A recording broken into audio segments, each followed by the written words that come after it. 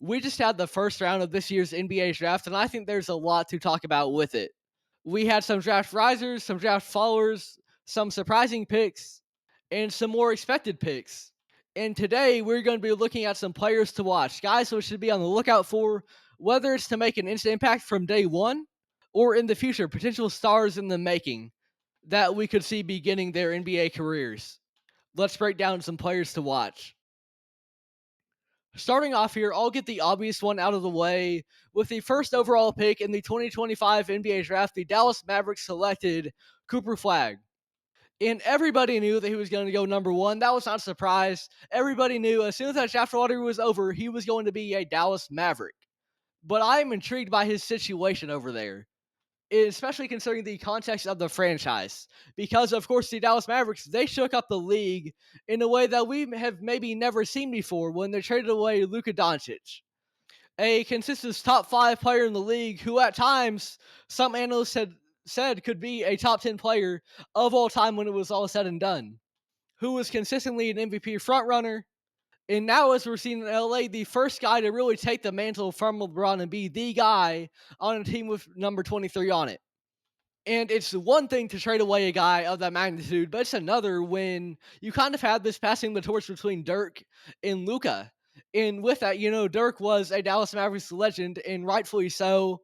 You, of course, have that famous 2011 run that has gone down as perhaps the best championship run ever. And then when it was time for him to hang up his cleats, you had another young star coming in Luka Doncic. And from day one, he made an immediate impact. And it felt like you had the passing of the torch there between Dirk to Luka. And with that passing of the torch, you think about what Dirk was for Dallas, and you think Luka could be something similar. But no, he gets traded before age-wise he even hits his prime. Because for most players, their prime starts at about 27. That's about your athletic peak. Luka wasn't even there yet, and he was still dropping about 29-point triple-doubles every single night. But Luka's gone. And then you get this new identity with still having Kyrie there, and you bring in Anthony Davis. And it felt like, to me at least, yes, that trade was heartbreaking for many, many Mavericks fans. But this team on paper, it's not bad between Kyrie and AD and the supporting pieces you have there. And if they didn't get hurt, I thought they could at least be a playoff team. But that playoff team would be a disappointment compared to making the conference finals last year led by Luka.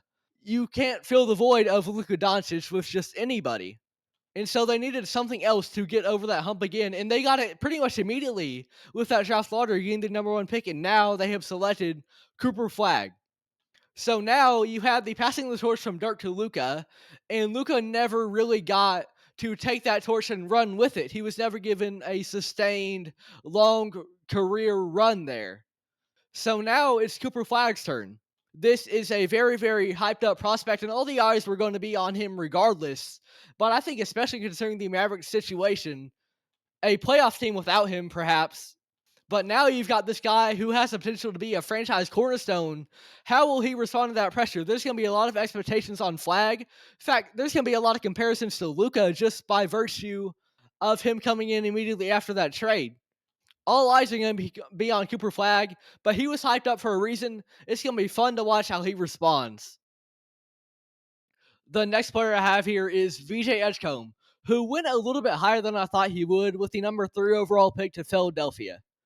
Because with this class, the top kind of felt solidified. At number 1 and 2, he had undoubtedly Cooper Flagg and Dylan Harper.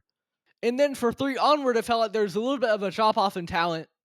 But the number 3 pick was widely projected to be Ace Bailey. Instead, those 76ers, they selected VJ Edgecomb, who was widely regarded as one of the best players in this class, but not maybe top 3. And that's not a knock on him at all. That is just kind of what the projections were for their draft going in. But with VJ Edgecomb, what I'm most excited about for him is that I think there is a distinct chip on his shoulder, and it reminds me of someone who we'll get into in a second. So after he got drafted, you, of course, had the interview. And he was getting emotional, and he was talking about kind of his upbringing and how he had no electricity, had to live off a generator for 7 years. And now he has made it to the pinnacle of professional basketball. He has made it to the NBA. And for someone with that kind of upbringing, I think that's going to really motivate him to be all that he can be. That's going to mean that his decisions, they're going to be based around what is best for him because he has worked his whole life to get to this point, and that life wasn't always pretty. And he wants to be the best that he can be. He's going to be driven. He's going to be motivated. That's the best kind of player. The best kind of player is a hungry player. And that's what I think Edgecomb is going to be. You know who that reminds me a lot of? Jimmy Butler. And Butler has been controversial. I know it all too well. I'm a Minnesota Timberwolves fan. We all know how that went down. But here's the thing about Jimmy Butler is he is also going to do what he strongly believes to be the best. If he's not in a winning situation, he wants to go to a winning situation. And that might lead to some burnt bridges. That might lead to some soured relationships. But it's coming from a place of love and passion. He wants to play with others who love the game of basketball, and he wants to be in an environment where it feels like his contributions matter. He's got that chip on his shoulder, and that pushes him when he's on the court as well. You think of those 2020 NBA Finals Miami Heat. You think of the other playoff run he went on with them. Everything that Jimmy Butler went through motivated him to push forward and become even better, especially come playoff time when the lights are at their brightest. And I can see a similar thing with VJ Edgecomb. This is someone with a chip on his shoulder, and especially I talked about, him maybe not being projected as the number 3 pick. That's another thing. He's going to feel as though if he's already got the chip on his shoulder, that's another thing to add. That he might feel as though he was overlooked, and now he's been taken with the number 3 pick. He's going to want to live up to that. And actually not even live up to that, but go beyond that. I'm excited to see what VJ Edgecomb has going for him throughout his career. I think there's going to be a distinct level of passion on display from him, given everything he has, his upbringing especially. I'm excited to watch some VJ Edgecomb. And that is a player to watch for his passion and the distinct motivation that he's going to have. The next player that I have here is Jeremiah Fears, a guard coming from Oklahoma. And he was taken with the number 7 overall pick in the draft by the New Orleans Pelicans. I was surprised by that pick. Now, as for his talent, I had him in about that 7 range. But I was surprised that New Orleans was the team that took him because this team, they've got a lot of guards already. They've got Jordan Poole now. They've got DeJounte Murray. And so it's going to be interesting to see what you do in the coming years. But I think they got a really good player here with Jeremiah Fears. This is someone who, of course, has some question marks about his game. And I think early on in his career, there could be some question marks about his ability from beyond the arc. And that's really important for a guard. Because at OU, it wasn't always pretty from beyond the arc, and he was pretty streaky. But what you saw from him at the University of Oklahoma was he was a pretty good free throw shooter. And so with that, that means that he has his mechanics down. He has a good foundation with his shot. And you just got to be able to translate that over to the 3-point line. Fundamentally, I think Fierce is pretty sound. And I think especially what I like about him is he has an advanced feel for the game. One that really extends beyond his years. And especially early on in the college basketball season, OU outperformed their expectations, and I think in large part that was due to Jeremiah Fears. He was playing really well for them. So he's got a little bit of polish about him, and really the primary question mark is about his ability from beyond the arc. So with that, if I was going to do a comparison for him, I would say something to the likes of Markelle Fultz as a low end or De'Aaron Fox as his ceiling. Markelle Fultz, of course, being someone who never quite got that jumper figured out in the NBA, but ultimately, especially in Orlando, found himself to be still a contributing role-playing guard. But on the high end, I can see the likes of a De'Aaron Fox. I've also seen him be compared to the Anthony Simons mold, but I say more so Fox because Fox, of course, his game is not focused on his shooting ability. It's everything else. And I see Fears being much to that same kind of play. I think, like Fox, his 3-point shooting will eventually get better. He will develop that over time, but that's not going to be something his game solely relies on. It's just going to be another part of his game and another thing that you have to look out for. He's got a quick first step and he changes speeds well. So all of that reminds me of Fox, this real quick player. I'm quite high on Fears. Maybe there's a little bit of bias there as someone who's probably going to go to OU. But I do think there's a lot of talent there. He was the top 10 pick for a reason. And the Pelicans selected him despite having a lot of guards for a reason. And also, you take a look at the Oklahoma players who have been selected top 10. In recent memory, there's a pretty good track rate there. In Buddy Hield, Blake Griffin, and Trae Young. All of those guys turned out to be very, very good NBA players. Blake Griffin, you of course have the Lob City Clippers as well as my favorite run from him in his first year with the Detroit Pistons. Trae Young, a perennial 20 points and 10 assists kind of player every single season. And Buddy Hield, an elite shooter. So you've got a good track record there. You got a little bit of history with these recent OU high picks. Fear's going to look to live up to that. And I think he has all the talent in the world to do so.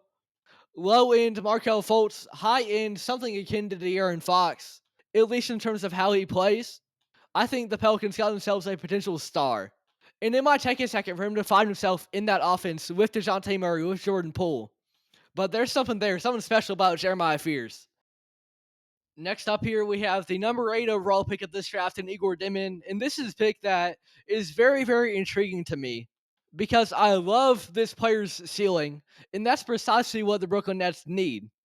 This is a team that you look up and down their roster. There's not a lot of guys I really point to and say, this guy has gobs of potential, and I'm really excited to see what he can become. So something like this is precisely what they needed. Now, why does this guy have all this potential? Because I think he is arguably the best passer in this draft. And he's doing that at a 6'9" frame. Now he's going to be need to be more aggressive, take advantage of that, but he's got a good chance to do just that in Brooklyn because this is a team that is not going anywhere fast. And so that gives you time, that gives you a chance to develop someone like him. And with the potential that he has, I think that's a great pick for Brooklyn. And it's going to be really interesting to see and watch him develop and see what his role is going to be. Because I think, you look at the modern NBA, we've got a lot of tall guards in this league. You've got Luka Doncic, you've got Cade Cunningham. Heck, on the low end, you've got Ben Simmons. And so there's obviously a spot for a tremendously gifted tall passer, somebody like that.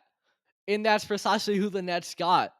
And I think he's going to a situation where there's going to be a lot of time for his development and there's going to be a lot of patience with him. So that's a great situation for him to be able to get more aggressive and tap into all the talent that he has. So this is a real interesting pick for me with the number 8 overall pick. It's going to be fun to watch him develop and see what he can become in this league. Great passer, lots of potential here. And he's going to have a chance to shine and really train and have time to develop over there in Brooklyn. The last player that I'm talking about here is Hansen Yang, who Portland took with the number 16 overall pick. And this is a very interesting situation. I love the concept of Yang. He is one of, if not the best scorer in the low post in this entire draft class.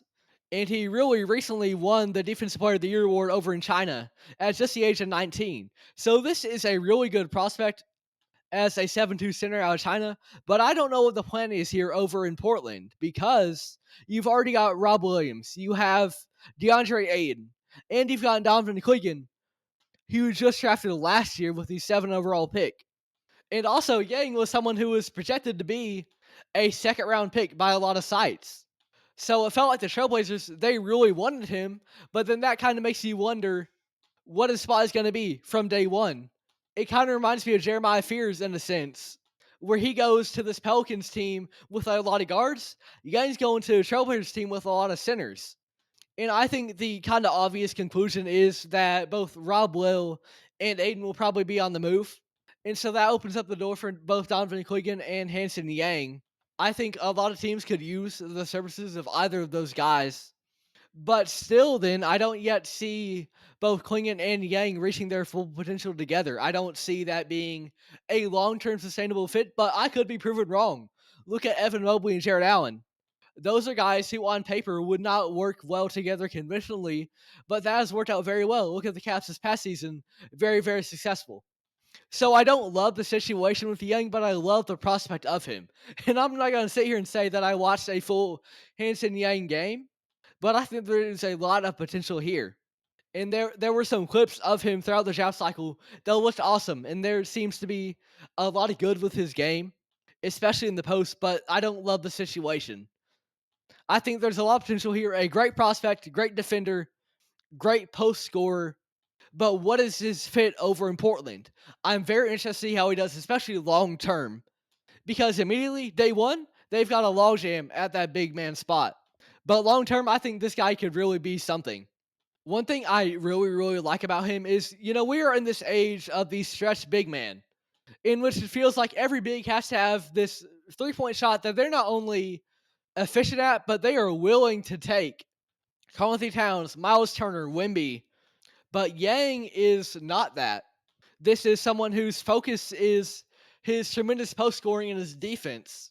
And so that's a really interesting dynamic. I think it can work because it's different from the norm. He is not conforming to the league necessarily, he is contradictory to it. But you've got to have balance, you've got to have variability, and that's what he offers. Because if everybody was to stretch big, then that can get taken advantage of by someone like him who is focused on getting to the post, because then no one has an answer for him. And it's going to be really interesting to see how he works out, especially long term.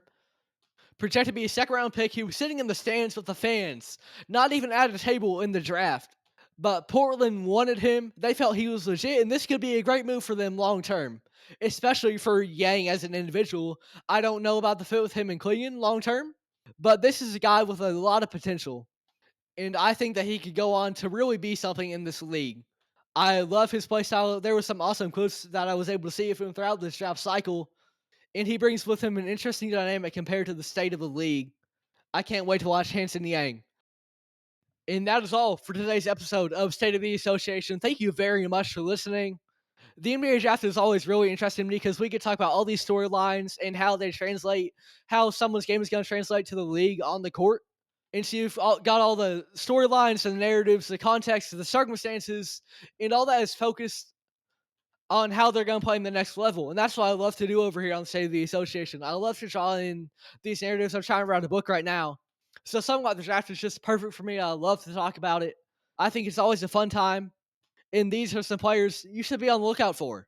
Whether they've got loads of potential like Hansen Yang, or they're going to make an immediate impact, or they're expected to, and they've got a lot to live up to, like Cooper Flagg. Very interesting draft. A lot of players to watch, and these are my top 5. Thank you very much for listening. This has been State of the Association, and these are your 5 players to watch from the first round of the 2025 NBA Draft.